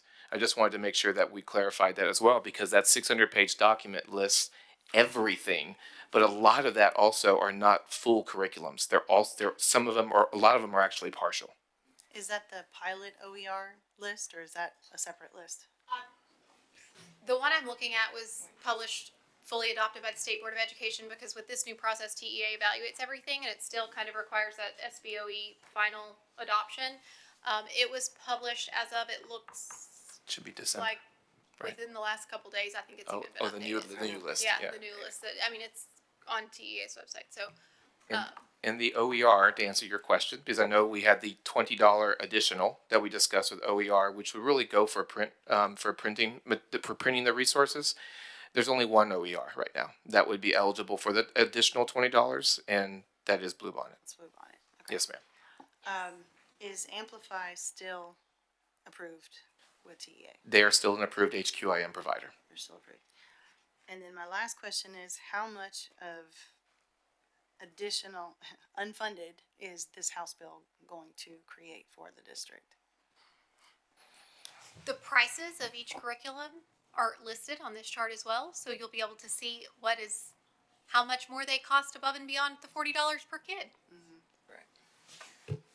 Yeah, that's one of the things that I'm going to ask for our budget meeting is the cost to our school district, all of the unfunded mandates. And so if we could include that in the list as well. And just exactly, and just going back just to the presentation that Ms. Westbrooks and I did just on ROI with those core 3 curriculums, that came out to close to around $36 million.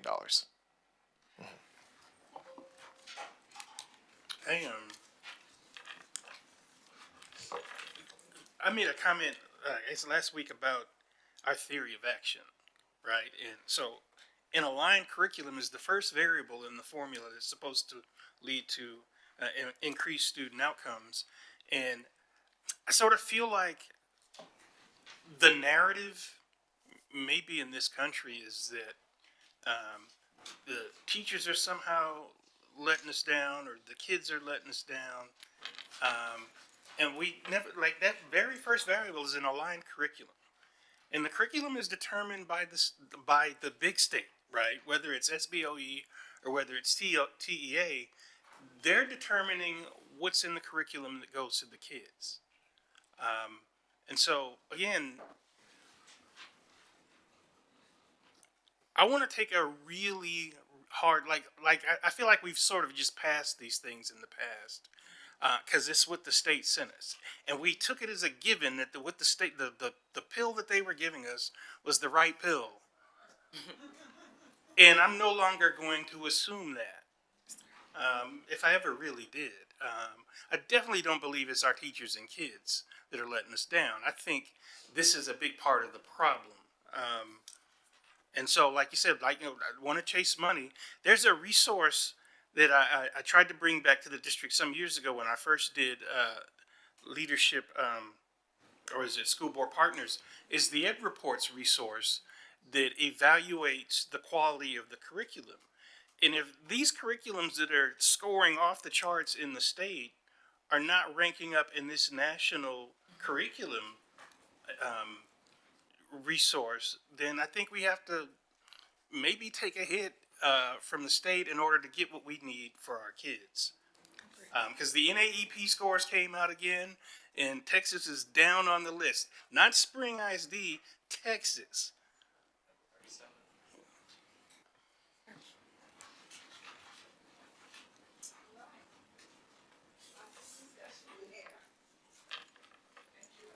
Thank you. Thank you. Harris, thank you very much. Our next item is an update on the board's cohort. And I will turn it over to Trustee McDaniel for our student governance cohort update. Thank you, President Durant. Yes, last Monday, our students met, and they are excited to get ready to go up to Austin next month to speak to our legislators. They met with their small groups around their legislative priorities. teacher retention, teacher recruitment and retention, curriculum, school district funding. And so they looked up different bills that related to each of their priorities, started to identify stories that would be 1-minute stories that could capture legislators' attention that related to each of the topics. And so they're going to meet again just to have some time for a little bit of role play so they can feel comfortable when we go up to Austin on March 3rd. Thank you, Trustee McDaniel. I believe that March 3rd event and at the Capitol in Austin is on our calendars. So if you can please respond if you plan to participate with the students. Have they scheduled any meetings with any specific legislators? Natalia Gomez ran back from Raise Your Hand, Texas is working on that. So we finalized, we took some time during our last meeting to finalize how we would split up at the Capitol. And so she's working on that as we speak. Okay. But I'll keep you updated. Trustee Hodges just planned a huge event around the visiting, actually the AKA Day at the Capitol. She was a regional lead on that, so she may be able to support you guys in making those selections and have some contacts to get the kids in the door to meet with the specific offices. So I would encourage you to tap into her experience and knowledge in that area. Trustee Adams? I'm sorry, I was just coming, I didn't have that on my calendar, the March 3rd date. Okay. It's not on mine. I thought I saw it on mine, but if it's not, I'm sure Jason will take care of that right away. All right, because I would love to go, so I'm hoping my knee surgery is improved enough for me to be able to go, but I have a walker with a seat on it now, so. Okay, our next, any more questions on that or comments for Trustee McDaniel? Yeah, excellent job. I'm excited about it. To get our students up there to speak to the legislators, they need to hear it from the kids, not just from us. So I'm excited and I want to support this initiative. All right. So next is the Board President's Leadership Cohort. We've been talking about it actually all night. I'm really excited about it. Tonight I spent a few minutes. As part of that curriculum, they have to meet several requirements. They have to attend a board meeting. They have to participate in the modules as we go through the 7 steps of leadership with each board member. And they also have to do a community service project. So I started that initiative tonight. It's not due until June when they'll present it to us. But I got them to think about which groups they're breaking off into groups by campus and to start thinking about what their topics will be. So I just took a few minutes at the beginning of the meeting to do that. And then Trustee Hodges did an amazing job as she spoke about listening and communication. And I'm looking forward to our next month's presenters as we continue this initiative. Any questions for me? So our next item is the Board Audit Committee update. And so at this time, I'll actually ask one of my colleagues on the committee, Trustee Newhouse, if she wants to give an update. The Audit Committee did have a chance to meet with our internal auditor. We went over a timeline that we want to share with the board once she completes her specific dates and times for us. But we did look at frauds that were turned in to the district and other items that she had an opportunity to evaluate. They have all been closed and completed. And we're asking people if they would refer to the fraud hotline for making reports rather than to the internal auditor.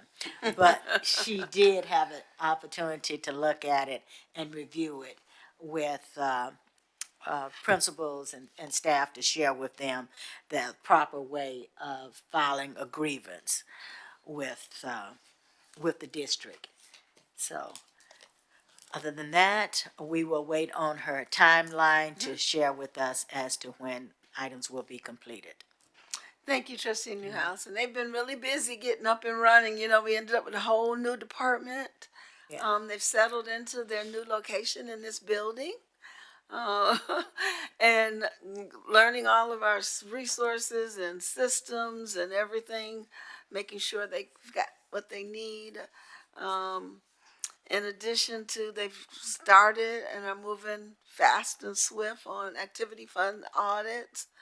And we've got a list of, I think, you all saw the list we approved of about 8 or 9 projects this year. So she's going to break that down into a timeline for us, which one, which month, and get that to the board soon. But I'm really excited about what we found is everything that came through the hotline was really a grievance and not something that should have come through the hotline. So we've done the district, Dr. Hinojosa has done some additional education around our different processes for escalating concerns. And the fraud hotline is not the one to use for a campus grievance. So we have seen since the additional training, we have seen that go down. So excited about that. Thank you, Trustee Newhouse, for helping me report out on that. Our next item is our Board Governance Committee update, and at this time, I'll turn it over to Trustee Hodges. Thank you, President Durant. The Governance Committee convened at Turn your mic on. Thank you, President Durant.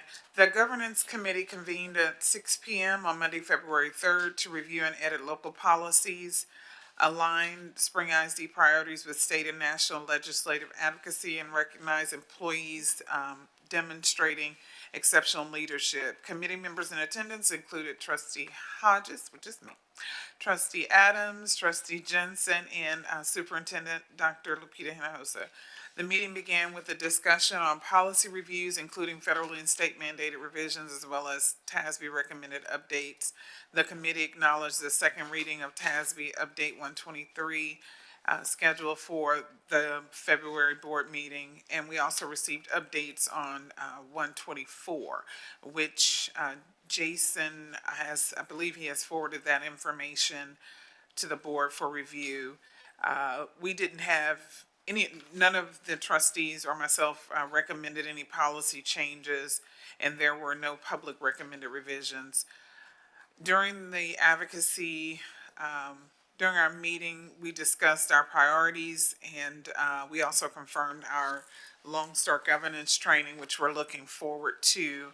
That date has actually changed. It was supposed to be the 7th and 8th, but we've changed it to what date? 28th. It's going to be the Friday the 28th and Saturday, March the 1st. And so with that, we also have a copy. I don't know, do we have it on the screen or no? We have a copy of our legislative priorities that each board member should have one at their seat. And I'm asking you to take another look before this goes live. I'd like for the board to review it one more time and ask that if you have any recommendations or suggestions that you send them to us by noon tomorrow. And then after that, we will publish this, print it, and also upload it to the website. Okay? All right. I think that is it, Madam President. This concludes the Governance Committee report. Thank you, and I think this is an excellent tool to share with our students and see how aligned we are on their advocacy items as well as the ones that we have here. I reviewed this document when you sent it to us last week. It's very well done. I didn't have any changes. So if you have some, get to her quickly before we publish this more broadly. And one of the But for things- everybody, it's an excellent tool for Spring ISD's legislative priorities this year. As you know, it's a legislative session. I don't want to use the word attack, but that's what it is. There's an attack on public education, and we need to speak up and be heard.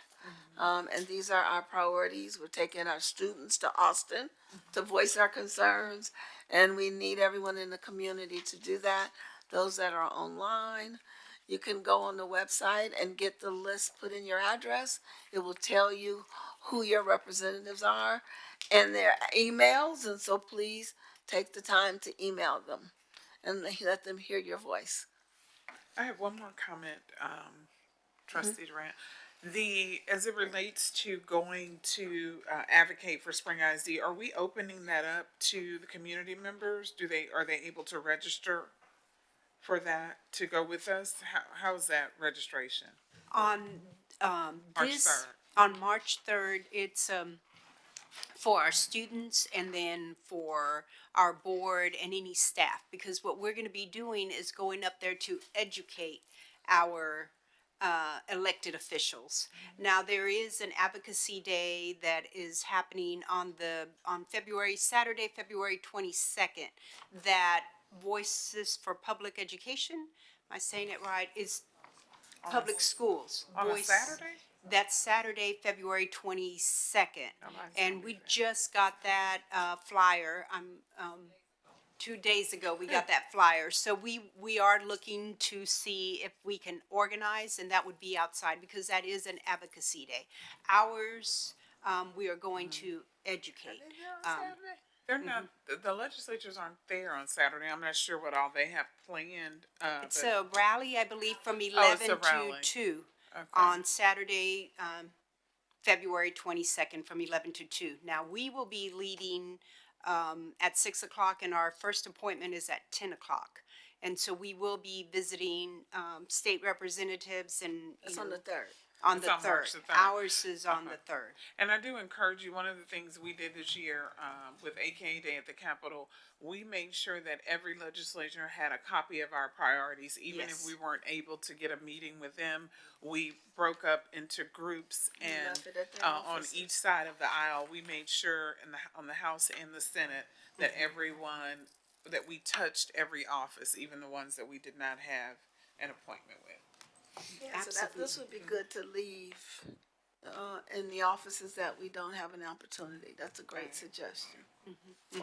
Absolutely, and we'll have the students divide up, and so hopefully have enough students to be able to speak to each one, especially around the school finance, to where, as Ms. McDaniel was sharing, to be able to tell their story, just like Michael did at the State of the District breakfast.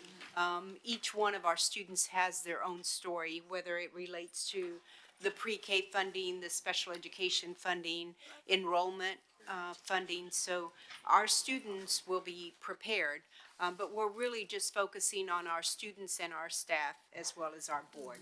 And we'll organize for families and the public moving forward. I'd like to maybe suggest to both you and Trustee McDaniel that maybe we combine the cohort, because some of the students sort of overlap, yeah, but, yeah, the more students we have, the better, going with it. All right, any questions for, Trustee Hodges? No. Great report, great update. Our next item is our consent agenda. So I will now entertain a motion to approve and adopt all of the items listed on tonight's consent agenda. Madam President, I move that the Board of Trustees approve and adopt all of the items listed on the consent agenda. Second. It's been moved by Trustee Adams and seconded by Trustee Newhouse that the board approve and adopt all the items listed on tonight's consent agenda. Is there any discussion? Spent a lot of time on these items at the work session on Thursday. No additional discussion. Trustee Newhouse, your mic's on. You have any questions? Okay. With no additional discussion, I'll go ahead and call for the vote. All those in favor, please raise your right hand. Motion carries unanimously.